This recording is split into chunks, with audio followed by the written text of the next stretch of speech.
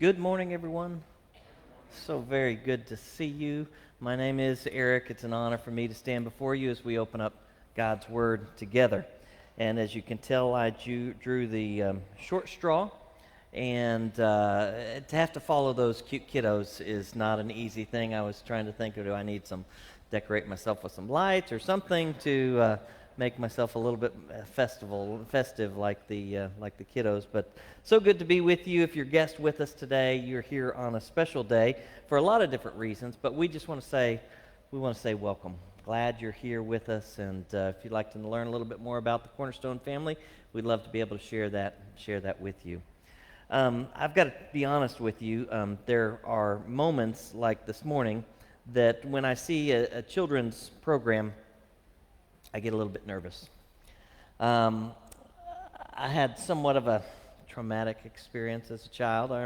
Remember what grade it was, maybe third or fourth grade, and we were doing a school Christmas play, kind of end of the semester, and a few weeks out, the music teacher started teaching us some new, Christmas songs that we were going to perform for all the parents. You've been to those kind of shows before, and as we were preparing, we learned a few different songs. And a couple of days before the program, the music teacher wanted to kind of raise the production value of our show. And so she started planning out with some moms some different decorations and Christmas sets and things like that. And then someone said, well, hey, we ought to do have some special characters. And so the music teacher pulls out, several kids for special parts. And I was one of those kids that they chose, but it wasn't because of my singing ability. I was chosen to be an extra. And so I don't remember what the song was, but it was something that talked about the, hustle and bustle of Christmas. And as they're singing that first song, they wanted some students to kind of, walk across the stage, and, like they're out shopping at Christmas time. Pretty simple. And so for the couple days before the program, we practiced that. The kids were singing, and they took the group of students that I was in, and they divided them up. One group on this side of the stage, the other group on the other side of the stage, and it was really pretty simple. You just kind of walk across the stage while they're singing the song. I mean, I could do that. I couldn't probably walk and sing at the same time, but I could at least walk across the stage. And it came to the day of the production, and then they announced that they were going to add some props into the extras parts. And so, again, they wanted to kind of bring on the Christmas spirit, and so they added props. Well, if you ever have the opportunity to direct a children's play, don't wait till the day of to add in the props, because you never know what's going to end up happening. And that's exactly what happened in our production, because when we're backstage, the class is all lining up on the risers, getting ready to sing.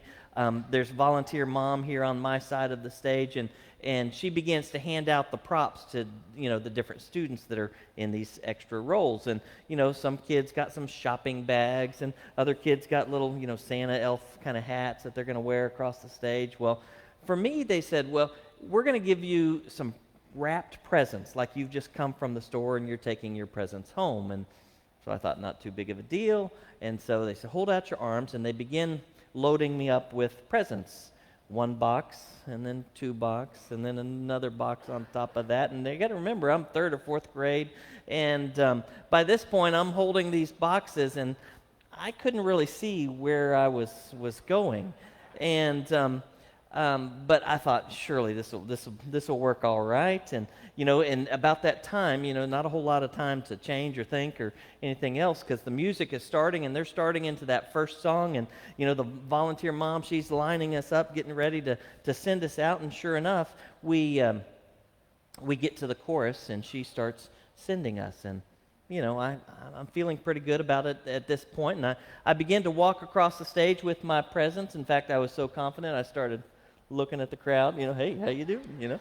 Still holding all my boxes together. But what we didn't discuss is that when we were passing one another, which side to pass each other on. They didn't tell us go left or go right or anything like that. They just said cross each other like you're crossing somebody on the street, right? And so I was doing fine until I got to about the middle of the stage when the other kids started coming towards us. And it was about that time that I saw that there was another young man that was also carrying a set of boxes.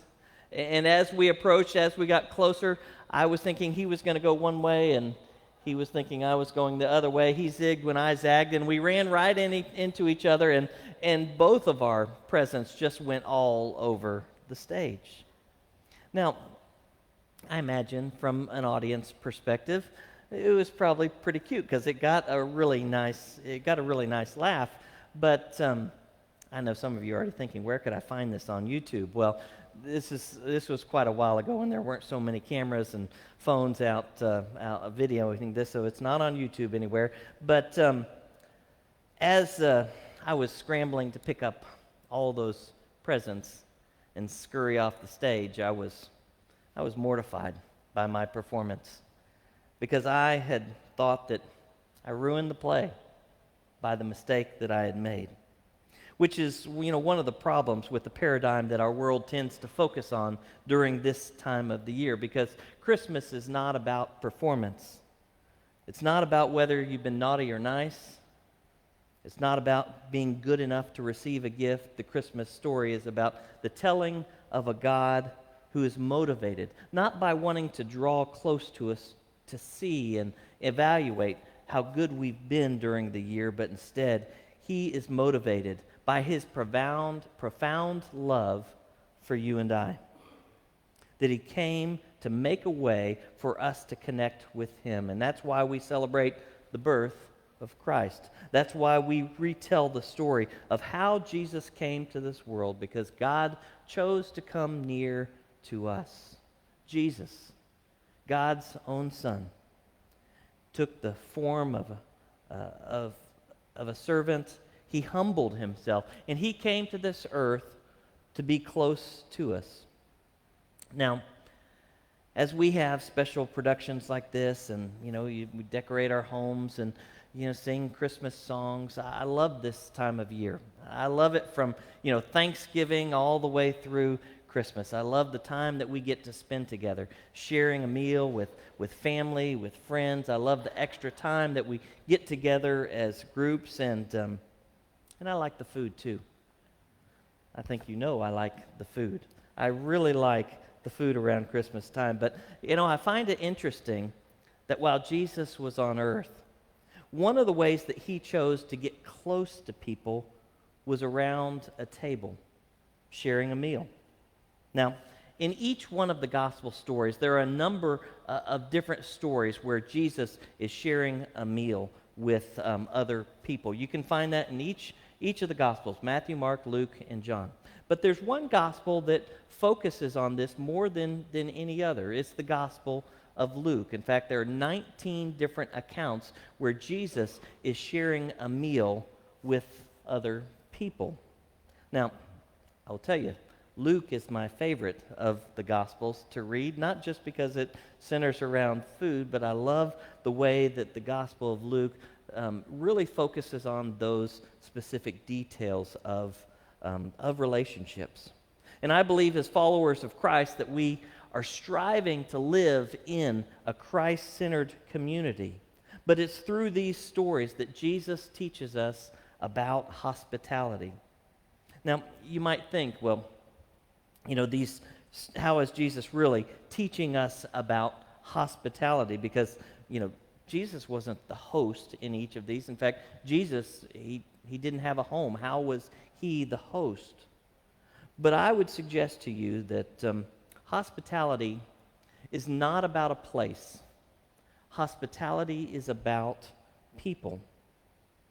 You might be thinking, well, what's the big deal? Everyone's got to eat, right?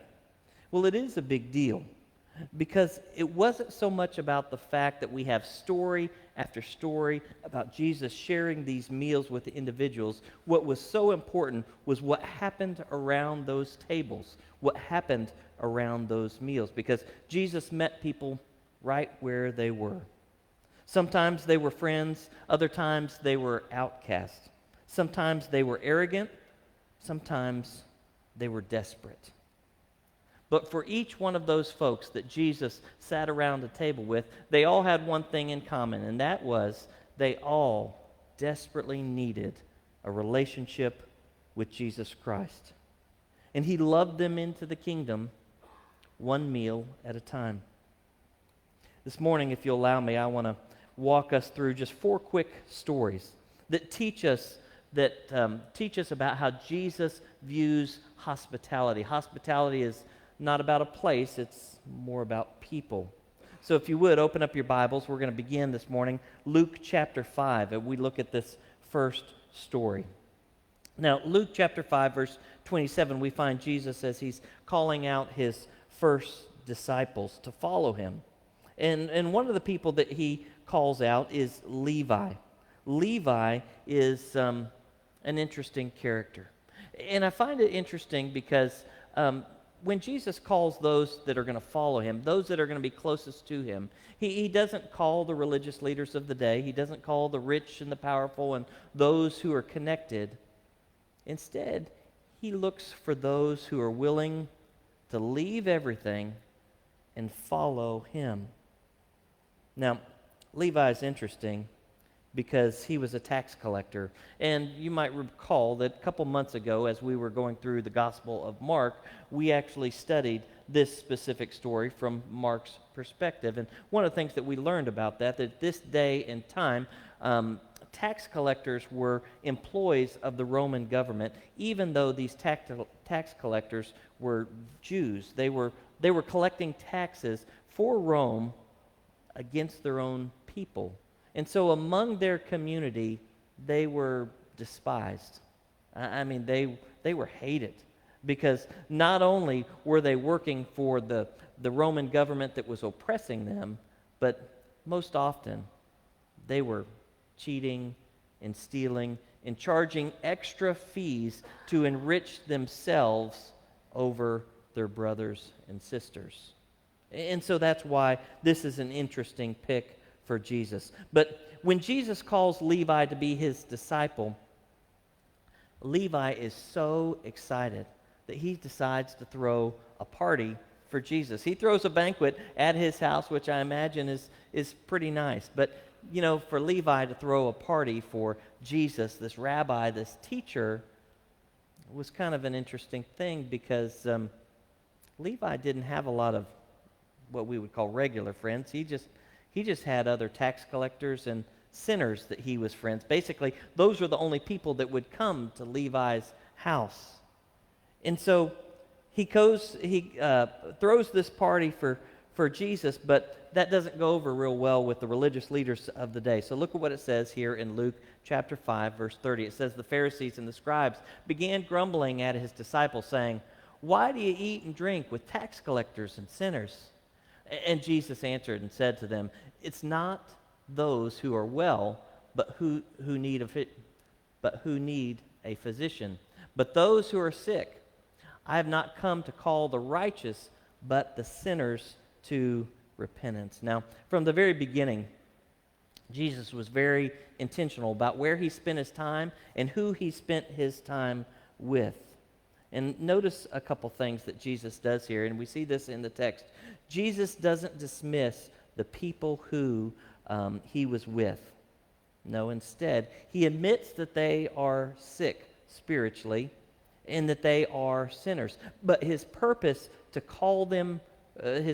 was to call them to repentance. And he uses hospitality as a means to get close to people that otherwise he would never have a chance to reach. He calls them to change their direction in life, all around a dinner table. Turn over to Luke chapter 7. This time starting in verse 36, we have yet another dinner invitation, but this time it's not a party for the outcast. It's not those tax collectors or sinners, but this time the religious leaders of the day, one in particular named Simon, invites Jesus over for dinner. We're not sure what his motive was, but he invites him over for a meal. Now this time, things go a little bit different, because while they're at dinner, the scripture says a sinful woman came in and threw herself at Jesus' feet. Now, understand, when the Bible uses that word sinful woman, that's essentially saying that she's a prostitute. And she's a prostitute that has come in the middle of this dinner, falls at Jesus' feet, and begins to cry. She begins to weep so much that her tears are falling on Jesus' feet. And while she's there at his feet, she begins to wash his feet. And then she begins to take her hair. She lets down her hair and uses that hair to wipe those tears away and to dry his tears. And after she's washed and cleaned his feet, she pours some expensive perfume on his feet. Now, that might not sound like a big deal, but you need to understand, culturally, she has broken through a number of different barriers. I mean, the fact that a woman like this, with this kind of reputation, with this kind of occupation, would step into a religious leader's home uninvited was a huge taboo. But then the fact that she would come in and let down her hair with an audience of men around a dinner table was once again something that broke a lot of cultural barriers. But she's not the only one that breaks those barriers, because the way Jesus treated her was also so important. Because as she's doing this, Simon begins to think through his mind, and this is what Jesus does. He knows what Jesus is thinking. Simon is thinking, why would Jesus, if he only knew who this woman was, why would he let her touch him? And so he begins in his way. He begins to tell a story. You can read about it here in Luke 7. And he begins to tell a story about two people that owe a debt. And he says, Simon, well, which one of these people is more grateful for their debt being forgiven? Somebody with a small debt or somebody with a large debt? Simon answers, he said, well, sure, it's obviously the person who has the larger debt that is forgiven is going to be more grateful. And so then he turns the attention to this woman. Look what he says in verse 44. Turning to the woman, he said to Simon, do you see this woman? I entered your house, and you gave me no water for my feet. It's basically saying, you're a bad host. Culturally, this is something that would have been customary for him to give him some water that he could wash his feet. But she has wet my feet with her tears and wiped them with her hair. You gave me no kiss. Again, this is a cultural snub that Simon does to Jesus. But she, since the time she came in, has not ceased kissing my feet. You did not anoint my head with oil, but she anointed my feet with perfume. For this reason I say to you, her sins, which are many. Notice here, Jesus doesn't candy coat the situation and who she is and the life that she is turning from. He says, her sins have been forgiven, for she loved much, but he who is forgiven little loves little. Then he said to her, your sins have been forgiven. Now notice, in this story, Jesus is not the host of this party. He is not the host of this house, but yet he treated this woman, he welcomed her as a host, as someone that gave her hospitality to welcome her and show her a place of value. And that's because Jesus knows that hospitality isn't about a place. It's not about a dinner setting. It's not about a house.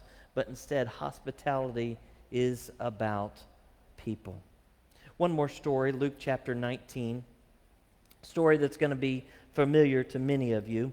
Jesus, at this point, is traveling with his disciples. They're coming into the city of Jericho, and Jesus' popularity has continued to grow, and wherever he goes, people are following him. People want to see Jesus. One, because he spoke with such authority, but also oftentimes his teaching, miracles would accompany them, and people wanted to see Jesus. And the reputation had spread, and there was a man named Zacchaeus. Do you know Zacchaeus?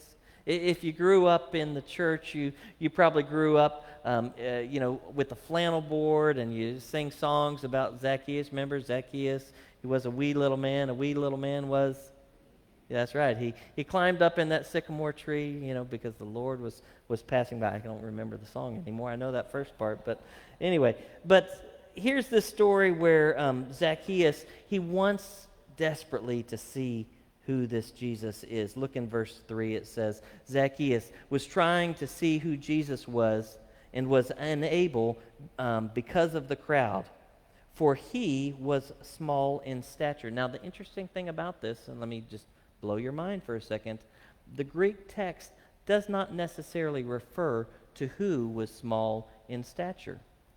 Was it Jesus or was it Zacchaeus? You're going to be thinking about that all afternoon. Verse 4, so he ran ahead and climbed up into a sycamore tree in order to see him, for he was about to pass through that way. When Jesus came to the place, he looked up and said, Zacchaeus, hurry and come down, for today I must stay in your house. Notice here, Jesus is a stranger in this town. He's an outsider. But yet at this first introduction to this man named Zacchaeus, Jesus automatically just plays the host. He says, Zacchaeus, I want to come to your house.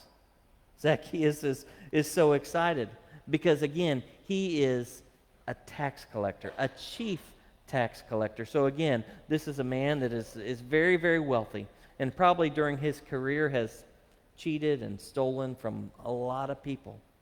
But as he has this encounter with Jesus, his life is changed. And so immediately he says, Jesus, if I have done anybody wrong, if I have stolen anything, I'm going to pay it back. I'm not only going to pay it back, I'm going to pay it back even more. You see, Jesus had a profound impact on him. Look at what happens in verse 9. And Jesus said to him, today salvation has come to this house, because he, talking about Zacchaeus, he too is a son of Abraham. See, this was Jesus' way of kind of restoring him to community, because Zacchaeus is a Jewish man also, but he's been outcast by his community. And so he's reminding folks that Zacchaeus is brought back into the family. For the Son of Man has come to seek and to save that which was lost. You know, as we read through these different stories about Jesus, we shouldn't be surprised at how he welcomes in those who are outsiders. Because, you know, if you were writing the script of how Jesus came to this earth, this probably wouldn't be it. I mean, if you were really writing the story of how God would send his Son to earth to be among his people, you wouldn't write this, that Jesus was rejected, even at the time of his birth, that he was an outsider. Which I believe is one of the ways that just from the very beginning, he begins to set that message that, the kingdom of God is for everyone. It's welcoming to all. And that's exactly what Jesus does throughout his life and his teaching here on earth. And it's what he still does today, because he is still welcoming all of those to the family of God. So if you're here with us today, and maybe you're wondering, am I good enough? Am I good enough to be at Jesus' table? No, you're not. I'm not either. There's not any of us that are. But you know what? He welcomes us, not just to have a seat at the table, but to have a seat right next to him. He welcomes us to experience and feast in the love of God, a God who cares so much about you that he's willing to sacrifice his own Son to die on a cross that we could live with him forever. This morning, if you would like to know a little bit more about this relationship with Jesus Christ, I hope you will not wait another day to ask somebody. In fact, there's quite a few folks here that would love to share with you about the hope that they have in Jesus Christ. Or maybe today, you've already made that decision. You're tired of the direction that your life is headed in, and you want to make a change. And maybe today, you've never done this before, but you're ready to receive Jesus Christ as Lord and Savior of your life. If you're ready to make that decision today, we'd love to walk that journey with you as well. But this morning, you need to know that Jesus welcomes you into his family.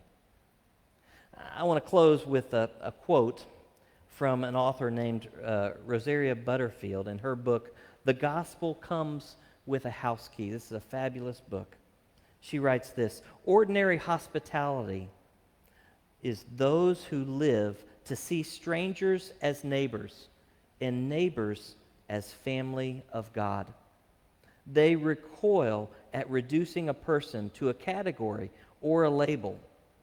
They see God's image reflected in the eyes of every human on earth." Isn't that a great way to see the world? Not putting people into categories or into labels, but instead seeing people with the eyes of God as somebody that is valuable, somebody that is cherished so much that Jesus would sacrifice his own life. Let's bow together and let's pray as we finish out this time of teaching. Father in heaven, we bow before you today and we say thank you. Father, we say thank you, and we're grateful for the gift of Jesus, that he was willing to come to this earth and sacrifice his own life so that we could have an opportunity to be with you forever. So today, we say welcome, Jesus. Welcome into our hearts, welcome into our homes. Lord, we would ask that you would help us not be selfish with the gift that has been given to us. But Father, instead, we would open our eyes to the people who are around us.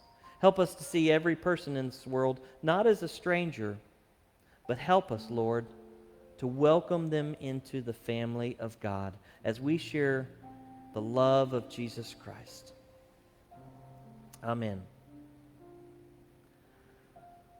Now, when I began, I told you we were going to talk about 4 different stories about Jesus around the table. Well, we're not done yet. I've got one more from Luke chapter 22. This is a story where Jesus begins to prepare the Passover meal for his disciples before he is crucified. Once again, Jesus, who is the Son of God, he is his disciples' teacher, he is their master, but yet, by his example, he plays the host and he is a servant. And so he gets down on his knees and he begins to wash their feet as a symbol of the way that we are supposed to love and to treat one another. Then after that, they share a meal around a table, and Jesus takes the bread and he takes the fruit of the vine and he reminds them about the sacrifice that he's about to make just for them. And this tradition has been shared among believers for over 2,000 years through a meal that we call communion. This morning we're going to celebrate this meal together, so I want to ask our ushers to go ahead and pass out the emblems as we share communion together. As you take the bread and the fruit of the vine that are passed to you, I want to ask that you hold on to those for just a moment so that we can take those all together as a church family.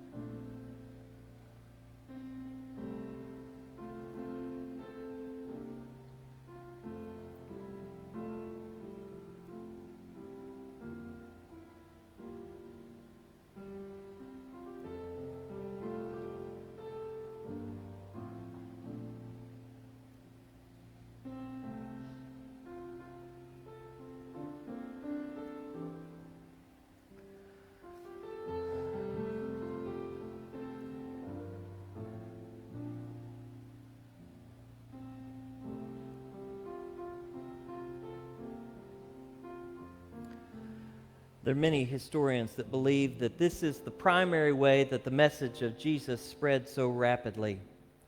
From just a handful of people in an upper room to over half of the population of the Roman Empire just 3 centuries later. And they did this with no political power, no celebrity endorsements, no advertising, no internet, no church programs.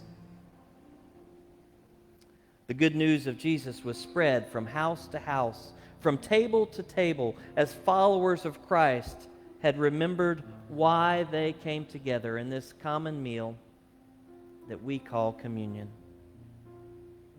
Communion. It's that common union that we have as brothers and sisters in Christ, where we remember each week of the sacrifice that was made for each of us. Let's bow together and pray. Father God, we just thank you again. We're so grateful for the precious gift of your Son that was broken and his blood was shed for each and every one of us, so that we might be able to come closer to you, to have an eternal relationship with you. Father, this morning as we examine ourselves, Father, we ask for your forgiveness. We thank you for your grace and your mercy. It's in Jesus' name that we pray. Amen. If you would, take the bread and say this with me. This is my body broken for you. This is my body broken for you. And then the cup. This is my blood that was shed for you.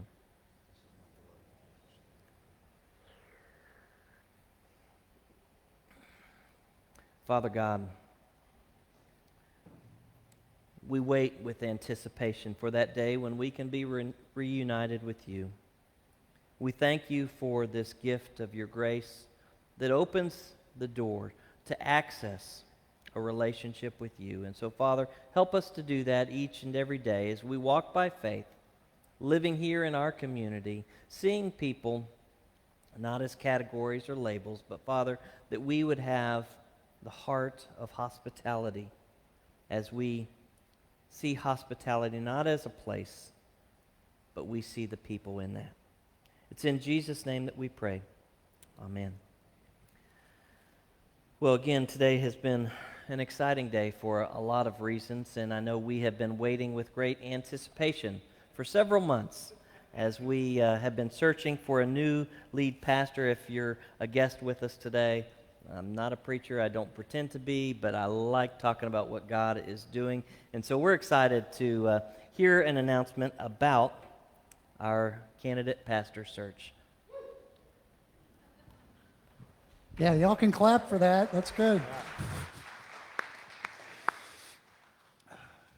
Yeah, I said at first service when I came in, I was disappointed that the cover was on the drums, because I think we need like a drum roll or something for this, a little fanfare. Yeah, there we go. That works. All right, yes, an exciting Sunday, something we've all been waiting for a year now, really, in a lot of ways.